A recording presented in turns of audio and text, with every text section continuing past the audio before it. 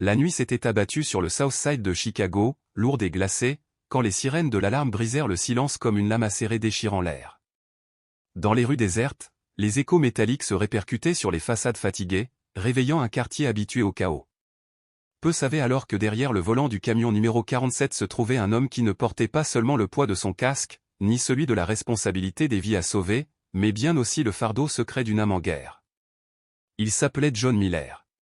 37 ans, vétéran aguerri des flammes, il avait bâti sa vie entre deux pôles apparemment inconciliables, le vacarme infernal des incendies et le silence dépouillé de la prière. Pourtant, pour John, la prière avait toujours été simple, directe, sans détour, enracinée dans la foi protestante que son père lui avait transmise comme un héritage sacré. Une foi où l'on ne se perdait pas dans les rituels, où l'on ne s'égarait pas dans les images, où l'on se tenait debout face à Dieu seul. Dans ce cadre rigide, la religion catholique apparaissait à ses yeux comme un dédale inutile, fait de cérémonies superstitieuses et d'ornements trompeurs. Et plus encore, la figure de la Vierge Marie n'était pas pour lui une mère tendre, mais une abomination, un scandale insupportable. Ce n'était pas seulement une opinion vague, mais une conviction enfoncée en lui comme un clou ardent, martelé dimanche après dimanche par les sermons rugueux de son église baptiste. Dès son enfance, John avait appris à voir Marie non pas comme celle qui donne naissance au Sauveur, mais comme une rivale arrogante, un faux centre d'attention qui dérobait au Christ la gloire qui ne revient qu'à lui seul. Chaque fois qu'il voyait une statue à ses pieds, chaque fois qu'il imaginait des lèvres murmurant un Ave Maria, une colère sourde montait dans sa poitrine. Au sein de la caserne, durant les nuits d'attente, ce rejet virulent donnait souvent lieu à de longues disputes avec son collègue et ami Michael, un catholique convaincu qui gardait toujours un chapelet dans sa poche. La tranquille certitude de Michael l'exaspérait presque autant que sa douceur patiente. « Nous ne l'adorons pas, John, disait-il calmement, elle est notre mère. Comme tu demanderais à ta propre mère de prier pour toi, nous demandons son intercession. » Mais John répliquait aussitôt, son arme à la main, la Bible. Il lançait des versets comme des projectiles, persuadé de se tenir sur la citadelle imprenable de la vérité. Il y a un seul médiateur entre Dieu et les hommes, Jésus-Christ. Un seul. Pour lui, tout le reste n'était que distraction, mensonge, trahison. Ce qu'il ignorait alors, c'est qu'un jour, au cœur même des flammes et des cendres, celle qu'il avait toujours rejetée viendrait à sa rencontre, d'une manière qu'il ne pourrait ni nier ni effacer. Bien avant la caserne, avant le poids du casque, avant les cicatrices brûlées sur ses avant-bras, l'existence de John Miller s'était forgée dans les bancs de bois d'une petite église baptiste au fin fond de l'Indiana. Son père, Charles Miller, n'était pas un homme ordinaire, ouvrier robuste, mais surtout diacre inébranlable, ses mains calleuses portaient les marques à la fois des machines de l'usine et des nuits passées à serrer une vieille Bible en cuir craquelé. Dans la maison des Miller, la foi n'était pas une proposition ni une option, c'était une loi. Le dimanche n'était jamais une journée libre, c'était un rendez-vous impératif avec Dieu. À table, les repas se transformaient en mini-sermons où revenait inlassablement la même vérité, il n'y a pas d'autre nom, pas d'autre médiateur que Jésus-Christ. John avait grandi en respirant cette certitude. Avant même de savoir faire du vélo, il récitait des versets par cœur. Son regard sur le monde se forma en noir et blanc, sauvé ou perdu, vérité ou hérésie, nous eux. Et dans cette division tranchée, le catholicisme occupait sans ambiguïté le camp du « eux ». Dans ses yeux d'enfant, les rituels catholiques semblaient étranges, presque théâtraux, l'encens qui flottait, les statues figées, les chapelets égrenés entre des doigts anonymes, tout cela ressemblait à des accessoires de spectacle, à des artifices qui détournaient de la simplicité brute d'un lien direct avec Dieu. Son père appuyait encore, idolâtrie, mon fils. Pure idolâtrie. N'y crois jamais. Ces paroles s'étaient gravées comme au fer rouge dans son âme. Et même quand il devint adulte, qu'il rejoignit les pompiers, qu'il affronta la réalité brutale de vie sauvée ou perdue sous ses yeux, les leçons de jadis restaient accrochées à lui comme la fumée qui imprègne les vêtements après un incendie. Il pouvait prier dans le camion, en route vers les flammes, « Seigneur, guide mes mains ». Mais que son regard tombe sur un crucifix suspendu au rétroviseur d'une voiture ou sur une statue de Marie dans un jardin, et une vague de mépris venait aussitôt l'envahir. Pour John, la frontière de la foi était étroite et infranchissable.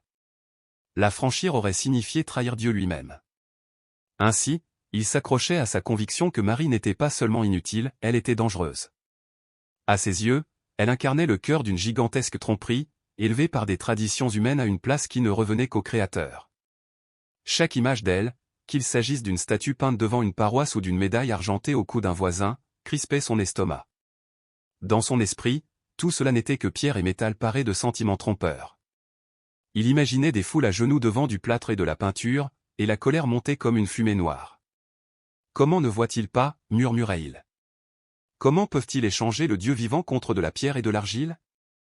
Ses convictions s'exprimaient souvent en débat tardif à la caserne. Michael, fidèle à sa patience, répondait toujours avec la même fermeté douce, « John, nous ne l'adorons pas. Elle est notre mère. Comme tu demanderais à ta propre maman de prier pour toi, nous demandons à Marie. » Et John, penché en avant, dégainait ses versets comme des lames, il n'y a qu'un seul médiateur. Vous lui donnez la gloire qui n'appartient qu'à Jésus. C'est une trahison. Les autres pompiers, gênés, se taisaient autour d'un café. Mais John se vivait comme un soldat sur la ligne de front, défendant la pure vérité contre la superstition. Chaque fois qu'il quittait ces discussions, une fierté bouillonnante l'envahissait, il croyait avoir protégé l'honneur de Dieu. Et pourtant, derrière cette armure de certitude, se nichait parfois un frisson qu'il n'osait admettre. Lorsque ses yeux croisaient la paix tranquille de Michael, ou lorsqu'il voyait des familles catholiques récitant le chapelet autour d'un cercueil, une pensée furtive le traversait, et s'il savait quelque chose que j'ignore? Mais l'orgueil criait plus fort que les doutes. Et John s'accrochait à son serment, jamais il ne plierait le genou devant Marie. C'est un mardi de novembre, amer et glacial, que le destin frappa à sa porte. Une nuit où le froid transperçait les épaisseurs de la tenue de feu, où même les plus braves redoutaient de franchir le seuil. John terminait son service au poste du Southside, dans l'odeur persistante de café brûlé, lorsque l'alarme fendit la quiétude. Les gyrophares s'allumèrent, la sirène hurla, et aussitôt le code retentit. Pas un simple feu de maison, un immeuble soufflé par une explosion de gaz. Des victimes nombreuses. La structure fragilisée. Le temps devenu leur ennemi. En quelques secondes, le camion 47 rugissait dans les rues, fendait la circulation, avalait l'asphalte. John, mâchoire serrée, tenait le volant comme une arme. À ses côtés, Michael avait baissé la tête, ses doigts serrant le chapelet dans sa poche, ses lèvres murmurant une prière. John le remarqua, et comme toujours, cela frotta ses nerfs. Alors, lui aussi pria. Mais sa prière fut courte, sèche, dépouillée, « Seigneur, guide nos mains. Protège-nous. Garde-nous en vie. » Au détour du virage, le souffle de John se suspendit. Ce qu'il allait affronter ne ressemblait à rien de ce qu'il avait connu jusque-là. Le ciel devant eux n'était plus obscur. Il flamboyait d'une lueur orange, vibrant d'une colère ardente qui peignait la nuit comme le battement incandescent d'un cœur de feu. Même à plusieurs rues de distance, la chaleur frappait le pare-brise avec une insistance oppressante, comme une main invisible qui écrasait les vitres. Dans cette nuit bouleversée, le monde semblait vaciller entre lumière et ténèbres. Des cris s'élevaient dans l'air, déchirants, entremêlés au craquement sinistre des poutres qui s'effondraient. Quand les camions arrivèrent, ce ne fut pas seulement le spectacle d'un incendie, mais celui d'un chaos total. L'immeuble se dressait tel une torche plantée au cœur du quartier, une flamme vivante qui dévorait tout ce qui s'approchait. Les fenêtres brisées vomissaient des gerbes incandescentes, les flammes se ruaient dehors comme des bêtes affamées, engloutissant murs, rideaux, souvenirs. Le métal grinçait, gémissait, se tordait dans un hurlement prolongé, prêt à céder d'un instant à l'autre. Dehors, des familles s'agglutinaient. Certaines pleuraient, incapables de détourner les yeux de la fournaise. D'autres hurlaient des prénoms vers la fumée opaque, implorant que des êtres chers répondent à travers ce voile étouffant. Chaque seconde qui passait ressemblait à une éternité. C'est alors que John sentit ses réflexes s'imposer à sa pensée. Plus de place pour la peur, plus d'espace pour l'hésitation. Il aboya des ordres d'une voix ferme, saisit son équipement, et fonça vers l'enfer avec Michael et deux autres compagnons d'armes. C'était le monde que John connaissait le mieux, un champ de bataille où les flammes étaient l'ennemi. Pourtant, ce qu'il ignorait, c'est qu'au cœur de cet enfer rougeoyant, derrière la fumée suffocante et les murs qui s'écroulaient, l'attendait une vérité pour laquelle rien ne l'avait préparé. Une révélation tapie dans l'intime du désastre, prête à ébranler tout ce qu'il croyait immuable. L'escalier vibrait sous leurs bottes alors qu'ils s'élançaient dans l'immeuble embrasé. La fumée dévalait les marches comme une créature vivante, noire et épaisse, griffant leur gorge même à travers les masques filtrants. Chaque pas en avant ressemblait à une descente en enfer. 4e étage, des survivants avaient été signalés là-haut. La voix du capitaine, distordue par la radio, perçait à peine le rugissement du feu. John resserra son étreinte sur la hache qu'il tenait, sentant son métal vibrer sous sa poigne. À ses côtés, Michael traça le signe de la croix sur sa poitrine. Le reflet de son casque captait les flammes qui dansaient le long des parois. John détourna les yeux avec brusquerie. Pas le temps pour les rites, pensait-il, seul comptait l'action. Ils franchirent le 2e étage, tirant un vieil homme tremblant hors de son appartement saturé de fumée. Au 3e, ils portèrent une jeune femme, les bras couverts de cloques, la gorge lacérée par une toux rauque et douloureuse. Mais en atteignant le 4e, un silence glaçant s'abattit. Ici, les flammes semblaient plus voraces, plus cruelles encore, et l'absence de cris était plus terrifiante que n'importe quel hurlement. C'était le silence des vies déjà arrachées. Restez vigilants, souffla John à travers son masque, la voix basse mais tendue. Le couloir s'étirait devant eux comme la gueule béante d'un dragon. Les portes pendaient, carbonisées, prêtes à s'écrouler au moindre souffle. Chaque pièce visitée ne livrait que désolation, des meubles réduits à des carcasses tordues, des murs boursouflés en forme grotesque, des éclats de verre craquant sous les bottes. Pourtant, ils continuaient d'avancer, mus par l'espoir de trouver encore une étincelle de vie. À l'appartement 4B, supposé être l'épicentre de l'explosion, la porte n'était plus qu'un amas d'échardes. John leva sa lampe et franchit le seuil. Son cœur aguerri manqua un battement. Le plafond s'affaissait dangereusement, chaque seconde menaçant de l'écraser. Partout, les débris gisaient comme des ossements brisés, et la chaleur suffocante compressait leur corps, alourdissant leur équipement déjà pesant. Rien ici, cria un pompier. Vide aussi de ce côté, répondit un autre. Ils allaient rebrousser chemin lorsque John s'immobilisa.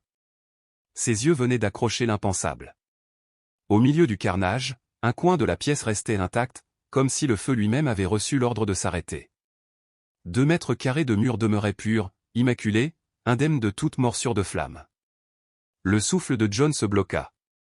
Son esprit, façonné par des années à décrypter les dynamiques des incendies, les courants d'air, les réactions chimiques, ne pouvait expliquer ce qu'il contemplait. C'était comme si une main invisible avait creusé un sanctuaire au sein même de la gueule de l'enfer. « John » hurla Michael depuis l'encadrement.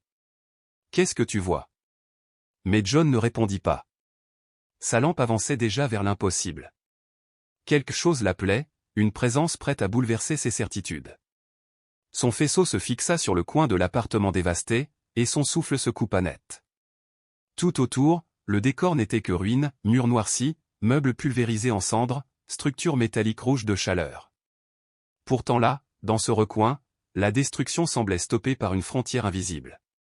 Une petite table se tenait, recouverte d'une nappe blanche. Parfaitement propre, immaculée, comme lavée le matin même. Le tissu ne portait pas la moindre trace de suie. Et posé dessus, à quelques centimètres seulement des flammes rugissantes, se trouvait un cadre représentant la Vierge Marie tenant l'enfant Jésus. Les couleurs de l'image restaient éclatantes, le visage de Marie rayonnant d'une sérénité paisible. Elle contemplait le chaos alentour comme on regarde passer un nuage.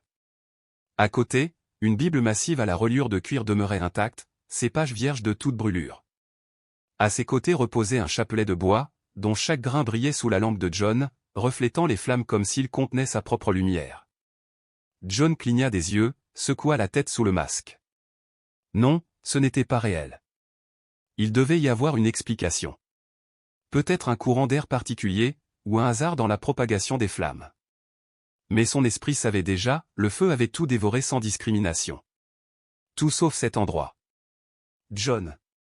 La voix de Michael éclata dans l'interphone, chargée d'urgence. On doit sortir. Mais John restait figé, ses jambes soudées au sol, son cœur battant à rompre sa cage thoracique.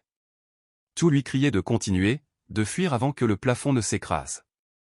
Pourtant ses yeux demeuraient rivés à ce sanctuaire au cœur des flammes. Une île de paix au milieu de la destruction.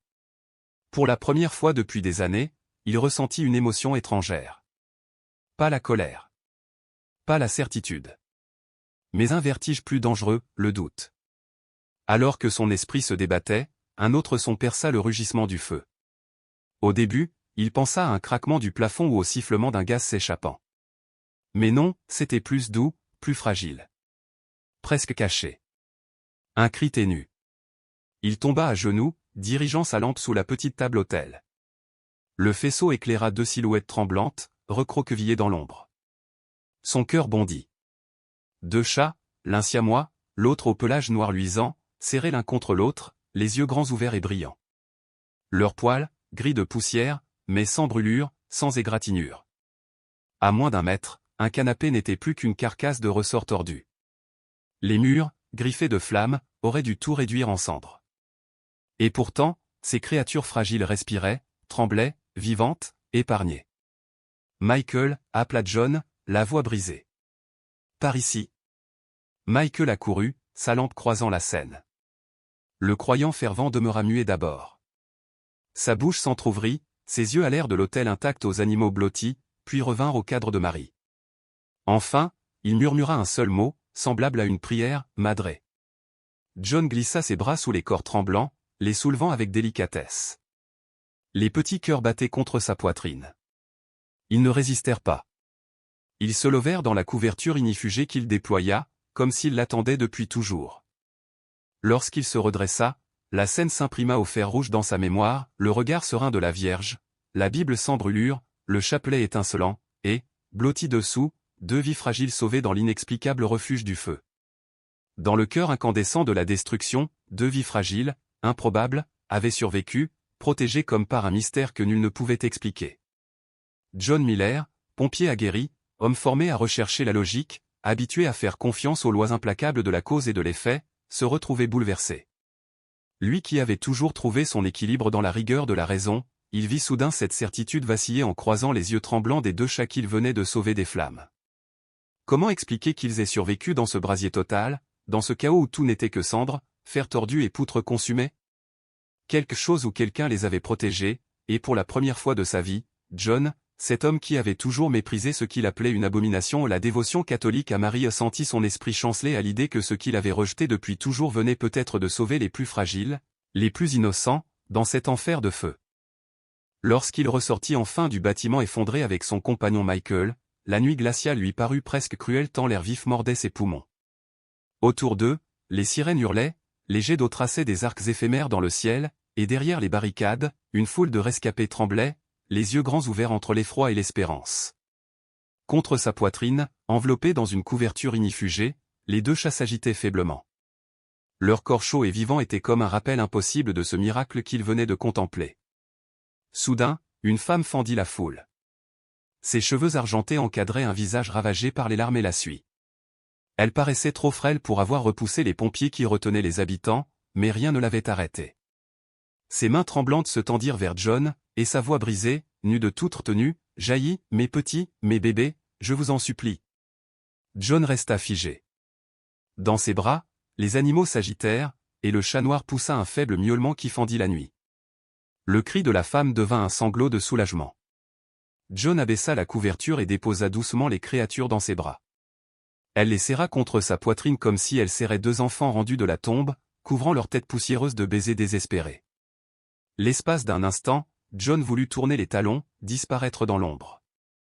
Mais la femme leva vers lui un visage ruisselant de larmes et accrocha son regard.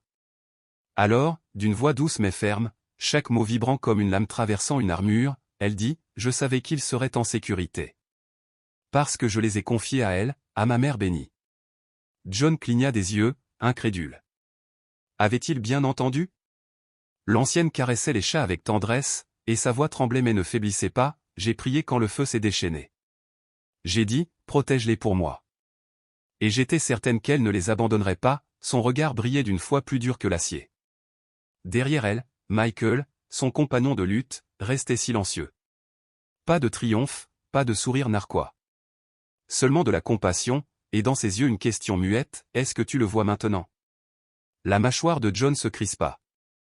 Son torse se soulevait et retombait sous le poids de son équipement, comme si l'air lui manquait. Tout en lui voulait se révolter, balayer cela comme une simple coïncidence. Mais l'autel intact au milieu des flammes, ses chats vivants, et la conviction implacable de cette femme s'enfonçaient en lui comme des coups de marteau contre ces murailles de certitude. Quelque chose se fissura. Pour la première fois de son existence, John Miller ressentit le poids du doute non comme une faiblesse, mais comme le commencement brutal de quelque chose de terriblement réel. Cette nuit-là, bien après que l'incendie eût été maîtrisé et que les dernières lances à eau eurent été roulées, il resta allongé, incapable de trouver le sommeil. L'odeur âcre de fumée collait encore à sa peau, à ses cheveux, à son uniforme, mais ce n'était pas le feu qui le tenait éveillé. C'était une image gravée dans sa mémoire, un autel immaculé au milieu des ruines, 2 chats tremblants vivant dessous, et les mots inébranlables d'une vieille femme, je les ai confiés à elle. Son esprit cherchait frénétiquement une explication. Peut-être un courant d'air avait dévié les flammes. Peut-être le tissu avait été traité avec un produit ignifuge. Peut-être les animaux s'étaient glissés dans la seule poche d'air préservée. Il s'accrochait à la logique comme un noyé à une planche, mais rien ne pouvait recouvrir l'ensemble. Comment expliquer ce linge resté intact, cette Bible sans une brûlure, ce chapelet brillant comme s'il n'avait jamais connu la fumée, et pire encore, cette paix surnaturelle qui illuminait le visage de la femme quand elle affirmait avoir fait confiance à Marie? John se redressa brusquement, les mains dans les cheveux. Pendant des années, il avait méprisé, presque haï l'idée même que des catholiques puissent invoquer la Vierge. Pour lui, ce n'était que faiblesse, superstition, idolâtrie. Mais il ne parvenait pas à chasser le souvenir de cette certitude. Elle était plus forte que l'incendie lui-même. Le doute commençait à le ronger, et avec lui naissait une culpabilité profonde. Était-il en train de trahir son père, son Église, son éducation, simplement en laissant cette question s'enraciner dans son cœur? Il se sentait déchiré en deux, le soldat de la vérité qu'il avait toujours voulu être et l'homme qui avait vu de ses propres yeux un signe qu'il ne pouvait balayer. Le dimanche suivant, son tourment devint insupportable. Lorsque sa femme lui demanda pourquoi il ne s'habillait pas pour se rendre au culte baptiste, il balbutia qu'il se sentait malade. Ce n'était pas entièrement un mensonge. Son corps allait bien, mais son âme, elle, était malade, consumée par la confusion, les questions et un vide qu'il n'arrivait pas à nommer. Au lieu de se diriger vers son église habituelle, il prit ses clés, traversa la ville et s'arrêta devant une paroisse catholique qu'il n'avait jamais osé franchir. Pour la première fois, il s'avança non comme un critique, non comme un débatteur, mais comme un homme en quête d'une réponse qu'il ne pouvait plus ignorer. L'église Saint-Jude se dressait à l'angle d'un quartier tranquille, ses murs de pierre burinés par un siècle d'hiver. Elle ressemblait plus à une forteresse qu'à un sanctuaire, avec ses vitraux étincelants et sa haute croix transperçant le ciel gris de novembre. Pendant des années, il l'avait méprisée de loin, réduite à un lieu de statues et de rituels. Et pourtant, le voilà poussant ses lourdes portes de bois. Dès qu'il entra, l'air changea. Plus dense, plus chaud, imprégné de l'encens. La lumière filtrait à travers les vitraux, éclatant en pierres précieuses de couleur sur les bancs sombres. Les statues jalonnaient les murs, Jésus en croix, Joseph portant l'enfant, et Marie, les mains ouvertes dans un geste d'accueil. L'estomac de John se noua. Tout en lui criait qu'il n'avait pas sa place ici. Il se glissa dans le dernier rang, ses larges épaules de pompier voûtées, comme s'il voulait disparaître. Si quelqu'un le reconnaissait, si la nouvelle parvenait à son père ou à sa communauté, le prix serait terrible. Il se sentait comme un espion en territoire ennemi. Mais la messe commença. Les cloches tintèrent doucement, les voix montèrent, et le prêtre prononça des paroles que John n'avait jamais vraiment entendues, des prières pour la miséricorde, pour la guérison, pour la paix. C'était étranger et pourtant étrangement captivant. Et soudain, ce fut le chœur. Toute l'assemblée, d'une seule voix, entonna d'un ton paisible et assuré, « Je vous salue, Marie, pleine de grâce, le Seigneur est avec vous. » La poitrine de John se serra. Il avait raillé ces mots 1000 fois, cité l'Écriture contre eux, ridiculisé l'idée même de parler à Marie. Et là, entouré de voix qui n'avaient rien de fanatique ni de désespéré, mais qui vibraient d'une espérance calme et sincère, quelque chose en lui bascula. Quand les mots atteignirent, « Priez pour nous, pauvres pécheurs, maintenant et à l'heure de notre mort », sa gorge se noua. Des pécheurs comme lui. Un homme persuadé de tout savoir, mais désormais perdu. Pour la première fois, cette prière ne lui parut pas idolâtre. Elle sonnait comme un appel au secours. Il n'y participa pas encore. Mais il écouta. Et en écoutant, il sentit la première fissure de lumière traverser l'obscurité qu'il avait construite autour de son cœur. Quand il ressortit de Saint-Jude ce matin-là, les mains enfoncées dans ses poches, l'air glacé lui mordait le visage. Il se promit de ne jamais revenir.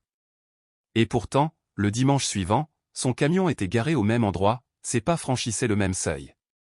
Une graine avait été plantée, et elle avait déjà commencé à germer. Il luttait de toutes ses forces, mais rien n'y faisait, quelque chose, plus fort que sa propre volonté, le poussait à retourner dans cette église qu'il avait si souvent méprisée. Lors de ses visites secrètes, il commença à percevoir des détails qu'il avait autrefois tournés en dérision. Il remarqua la manière dont des familles entières s'agenouillaient côte à côte dans la prière, leurs visages illuminés d'une ferveur silencieuse, il vit la profondeur du recueillement dans les yeux des fidèles lorsque le prêtre élevait le pain et le vin, geste simple mais porteur d'un mystère qui semblait embrasser le ciel lui-même. Il fut saisi par la beauté tranquille des statues qu'il avait toujours qualifiées d'idoles sans âme. Cette fois, pourtant, leurs formes immobiles lui parlaient autrement, dans les mains ouvertes de Marie, il distingua une tendresse qu'il n'avait jamais connue, dans le regard vigilant de Joseph, une force protectrice qu'il aurait tant voulu sentir au cœur de ses propres. Reste combat, dans le visage meurtri du Christ, une souffrance qui résonnait avec ses nuits passées à lutter contre les flammes et contre lui-même. Ces statues n'étaient pas de froides idoles, il le comprit avec un vertige, elles étaient des fenêtres ouvertes sur un mystère plus vaste que tout ce qu'il s'était autorisé à imaginer. Une fois rentré chez lui, la curiosité se fit dévorante, au point de l'empêcher de dormir. Un soir, alors que sa femme dormait déjà, il ouvrit son ordinateur portable et tapa, avec des doigts hésitants, des mots qu'il n'aurait jamais cru un jour écrire, enseignement catholique sur Marie. Ce fut le début d'une avalanche intérieure. Il commanda un catéchisme de l'Église catholique, puis un ouvrage sur les pères de l'Église. Il découvrit, stupéfait, que dès les premiers siècles du christianisme, les disciples de Jésus avaient appelé Marie, Théotoko, Mère de Dieu. Il lut que la vénération n'était pas une adoration, mais la reconnaissance de son rôle unique dans l'histoire du salut. Chaque page qu'il tournait frappait comme une hache les murailles de ses vieilles certitudes. Comment avait-il pu ignorer que les catholiques ne considéraient pas Marie comme une rivale de son fils, mais comme sa disciple la plus fidèle, celle dont oui, avait ouvert la porte même du salut qu'il avait prêché toute sa vie? Et pourtant, plus il avançait dans ses lectures, plus le conflit intérieur se faisait aigu. Il priait plus que jamais, mais ses prières n'étaient plus ces formules de certitude qu'il récitait jadis, elles devenaient des cris déchirés, des gémissements de confusion. « Seigneur, qu'essaies-tu de me montrer? Suis-je en train de trahir tout ce qu'on m'a enseigné? Ou suis-je enfin en train d'entrevoir la vérité ?» John Miller, le pompier qui avait autrefois traité Marie d'abomination, se retrouvait désormais, nuit après nuit, à fixer son image avec une question qui l'effrayait davantage que les flammes les plus violentes, et si elle était vraiment ma mère? Des semaines durant, il se débattit dans cette lutte intime avant d'oser prononcer ces mots à voix haute. Un soir, après une longue garde, alors que la caserne était silencieuse, les camions impeccablement alignés et briqués, il resta assis à la table en bois usé aux côtés de Michael, le seul collègue encore présent. L'odeur du café froid flottait dans l'air. John fixait ses mains calleuses, qui tremblaient légèrement. Sa voix, lorsqu'il parla, était rauque. « Michael, je ne sais même pas pourquoi je dis ça, mais, je vais à une église catholique. » Michael ne réagit pas avec un sourire narquois ni avec un « je te l'avais bien dit ». Il resta simplement assis, le regard calme et attentif, attendant. Alors les mots jaillirent de John comme d'une digue rompue. Il parla de Saint Jude, de la messe, de l'Ave Maria qui l'avait submergé comme une vague inattendue, de l'autel resté intact au milieu des flammes, des chats, de la conviction bouleversante de cette vieille femme. Sa voix se brisa lorsqu'il lâcha la vérité nue, je ne sais plus en quoi croire. Tout ce dont j'étais sûr, brûle en moi comme un bâtiment en feu. Un silence lourd s'installa. Puis Michael posa une main ferme et fraternelle sur son épaule. « John, dit-il doucement, tu es pompier. Tu sais mieux que quiconque que le feu ne détruit pas seulement. Il purifie. Parfois, Dieu doit laisser brûler l'ancienne maison pour pouvoir en bâtir une nouvelle. » John avala difficilement sa salive, ces mots, empruntés au langage même de son métier, frappaient en plein cœur. Purification. Renouveau. Un vocabulaire de flamme devenu vocabulaire de foi. Tu ne trahis pas Dieu, ajouta Michael. Tu le suis.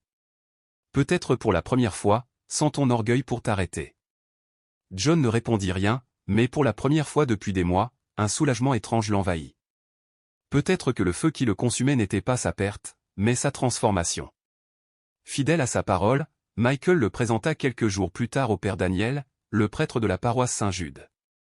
La rencontre fut simple, presque ordinaire, un après-midi calme dans le bureau du presbytère, le soleil filtrant à travers de légers rideaux de dentelle, un crucifix accroché au mur. Le père Daniel, la soixantaine avancée, les cheveux argentés, portait dans ses yeux la gravité de décennies d'écoute et de service. Ancien aumônier de pompiers et de policiers, il connaissait les regards chargés de ceux qui portaient plus de fardeau que leurs épaules ne pouvaient supporter. Quand John entra en uniforme, encore marqué de sa garde, le vieux prêtre esquissa un sourire empreint de reconnaissance, « J'ai déjà vu ce regard.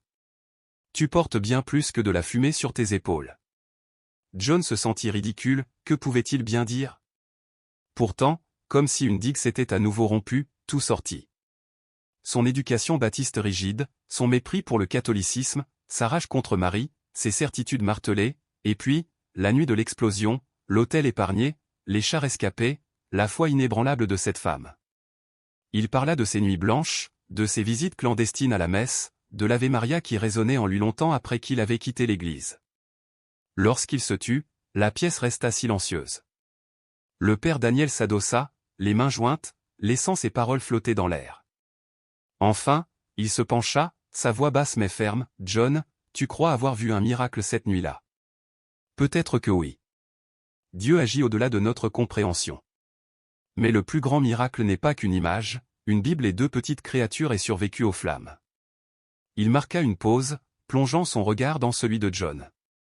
Le véritable miracle, c'est qu'un homme qui haïssait autrefois Marie est assis ici aujourd'hui, assez humble pour se demander si elle pourrait être sa mère. Le miracle, John, est en train de se produire dans ton cœur. La gorge de John se serra, ses yeux s'embuèrent. Il tenta de retenir ses larmes, mais elles coulèrent, brûlantes, irrépressibles. Lui qui n'avait pas pleuré depuis des années, ni aux funérailles, ni même lors des interventions les plus tragiques. Il pleura pour son orgueil, pour son aveuglement, pour toutes ces années perdues à juger au lieu d'écouter. Le père Daniel se leva en silence et posa doucement sa main sur son épaule, tout comme Michael l'avait fait avant lui. N'aie pas peur de ce que Dieu accomplit en toi. Pompier ou pas, c'est toi qui es en train d'être sauvé. Et celle qui t'a toujours tendu la main, même lorsque tu l'as traitée d'ennemi, c'est la mère que tu redécouvres aujourd'hui. Pour la première fois depuis longtemps, John laissa ces mots descendre en lui, non plus comme un défi à combattre, mais comme une vérité trop forte pour être refusée. À partir de cet après-midi dans le bureau du père Daniel, sa vie commença à basculer de façon subtile mais indéniable. Ce qui n'était d'abord qu'une curiosité se transforma en engagement. Il s'inscrivit au catéchuménat pour adultes à Saint-Jude. Au début, il s'asseyait au fond de la salle paroissiale, les bras croisés, se sentant étranger.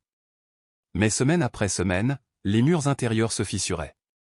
Chaque enseignement qui lui paraissait jadis absurde portait désormais un poids qu'il ne pouvait nier. La confession, qu'il avait toujours vue comme une humiliation, se révéla être une libération, un baume qui allégeait l'âme. La communion des saints, qu'il avait raillée comme une société de mort, devint pour lui une vision de famille élargie au-delà du temps.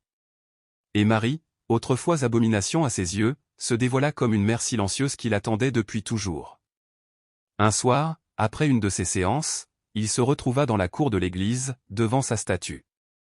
La figure de Pierre était simple, les mains ouvertes, les yeux baissés dans une paix tranquille. John se sentit gauche, incapable de trouver les mots. Puis, maladroitement, les phrases vinrent, « Je ne sais pas comment te parler, mais si tu es vraiment là, merci pour cette nuit, merci pour les vies sauvées, merci de ne pas m'avoir abandonné. » Ce n'était ni poli ni poétique. Mais pour John, c'était vrai. Même à la caserne, le changement se voyait.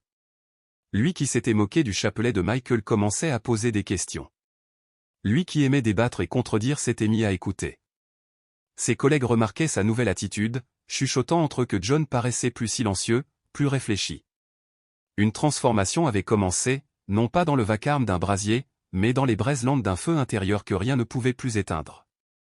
Dans ses rares jours de repos, John Miller trouvait toujours le chemin de l'appartement d'Helena, cette vieille femme rescapée de l'incendie.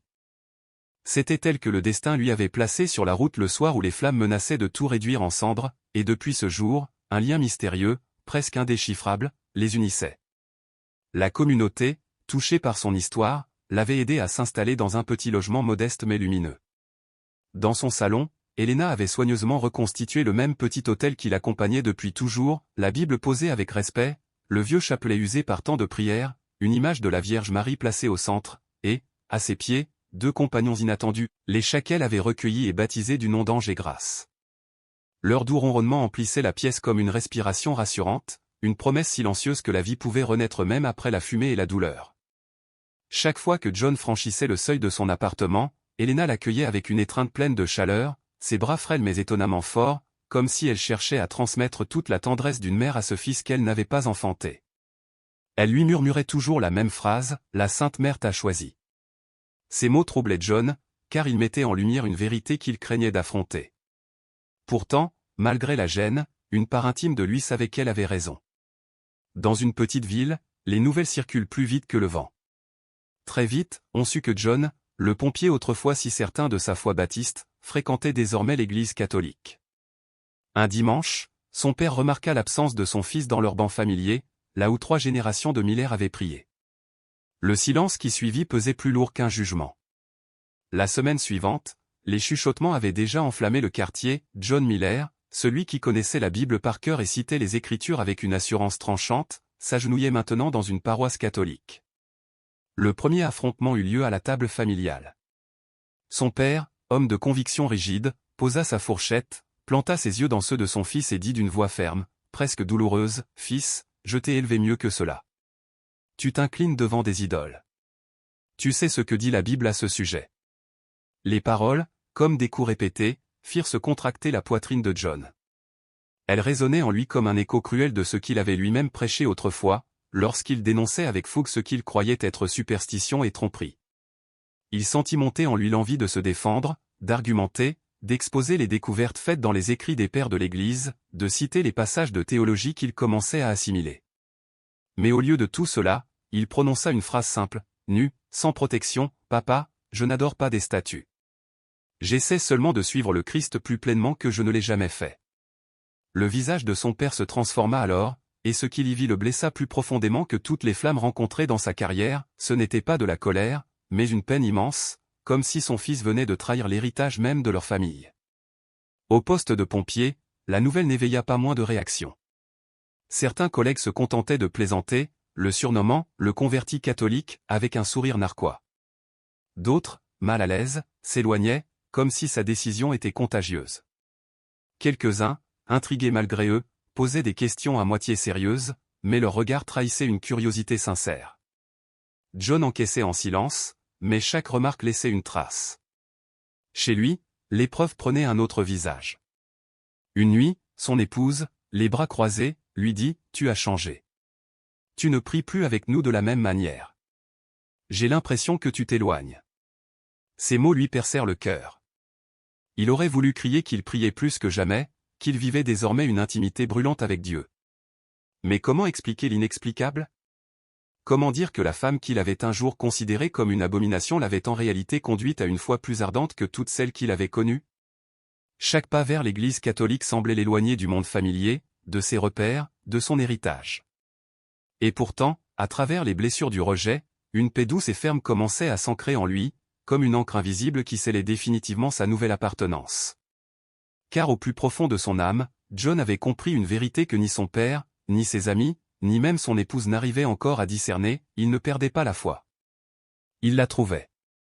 Les mois passèrent, les saisons se succédèrent. L'hiver et ses neiges cédèrent à la douceur du printemps. Et avec ce renouveau, le chemin de John entra dans une nouvelle étape. Les railleries, les chuchotements, le silence glacé de son père étaient devenus son quotidien. Mais loin de l'écraser, cette opposition le façonnait. Comme le feu qui durcit le métal, ces épreuves affinaient sa foi, la rendaient plus tranchante, plus pure. Au dépôt, son équipement n'avait pas changé, le casque lourd, les gants noircis par la suie, le poids constant de la responsabilité. Mais, glissé dans la poche de sa veste, à côté de ses gants usés, reposait une nouveauté discrète, un chapelet de bois simple, offert par Michael. Chaque fois que la sirène hurlait et que le camion s'élançait dans la nuit, John effleurait machinalement ses grains de bois. Et presque sans s'en rendre compte, ses lèvres murmuraient les mots qu'il avait jadis méprisés, « Je vous salue Marie, Mère de Dieu, priez pour nous pauvres pécheurs, maintenant et à l'heure de notre mort. » Ce n'était pas un rituel vide. Ce n'était pas de la superstition. C'était une confiance.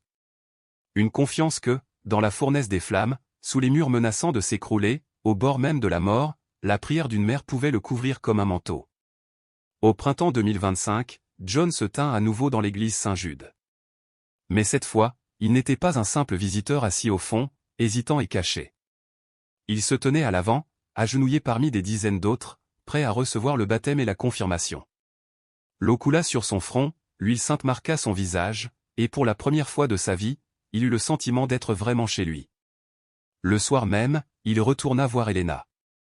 Dans son appartement, l'autel brillait toujours d'une lueur tranquille, la statue de Marie, la Bible, le chapelet, et à ses pieds, ange et grâce, les deux chats désormais apaisés, vigoureux, comme si rien ne pouvait plus les atteindre. Helena l'enlaça, les larmes aux yeux, et murmura « Je le savais.